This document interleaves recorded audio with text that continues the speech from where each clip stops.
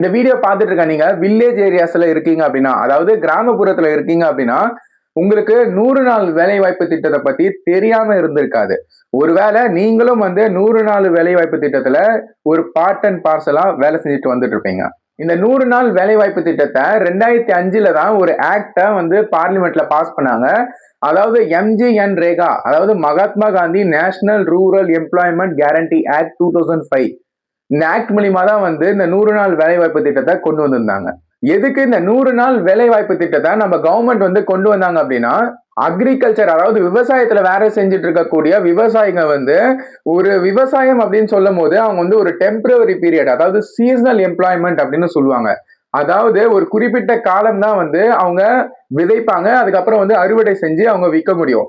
But ஆனா in between years அப்படின்னு பார்க்கும்போது அவங்க கிடைச்ச வேலையை செஞ்சுட்டு இருப்பாங்க. பட் ஆனா வந்து அவங்களுக்கு சரியான வந்து இன்கம் வந்து கொடுக்க மாட்டாங்க அந்த ஓனர்ஸ் எல்லாம்.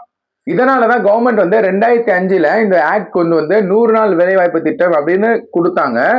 சரி, 100 நாள் வேலைவாய்ப்பு திட்டத்துல அவங்க என்னென்ன பண்ணுவாங்கன்னா, கவர்மெண்ட்டுக்கு தேவையான சின்ன சின்ன இன்ஃப்ராஸ்ட்ரக்சர்ஸ் டெவலப்மெண்ட் பண்றது. அப்போ அது மூலியமா வந்து அவங்களுக்கு வந்து ஒரு இன்கம் செக்யூரிட்டி வந்து நம்ம கவர்மெண்ட் மூலியமா கொடுக்கப்பட்டிருக்கு. ரீசெண்டா நம்ம இந்தியால இருக்கக்கூடிய பார்லிமெண்ட்ல இந்த எம்ஜி ரனேகா அப்படின்ற ஒரு ஸ்கீம்ஸோட பேரை வந்து மாத்திட்டாங்க. Viksit Bharat guarantee for Rozgar and Ajeevika mission. இதுக்கு வந்து பாத்தீங்கன்னா இந்த எம்ஜி ரனேகா அப்படின்ற பேரை தான் வந்து பாத்தீங்கன்னா இப்ப புதுசா மாத்திருக்காங்க. பட் ஆனா இன்னும் என்ன மாத்திருக்காங்க அப்படின்னா, 100 நாள் அப்படின்னு கொடுத்திருந்த வேலைய இப்ப 125 நாளா வந்து வேலையை மாத்திருக்காங்க. கவர்மெண்ட் சைட்ல இருந்து என்ன சொல்லப்படுது அப்படின்னா, இன்னும் வந்து பாத்தீங்கன்னா விவசாயிகளுக்கு வந்து பாத்தீங்கன்னா நாங்க சப்போர்ட் பண்றோம் அப்படின்னு அவங்க கிளைம் பண்றாங்க.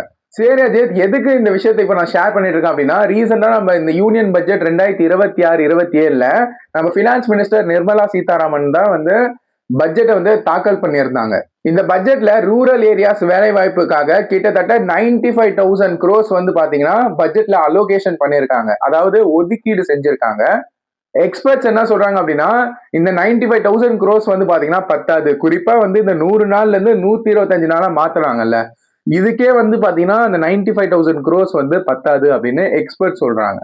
இந்த வீடியோ பார்த்துட்டு இருக்க நீங்க வந்து என்ன நினைக்கிறீங்க? அதாவது இந்த 100 நாள் வேலைவாய்ப்பு திட்டம் அப்படின்றது 2005லே வந்து பாத்தீங்கன்னா வந்துடுச்சு.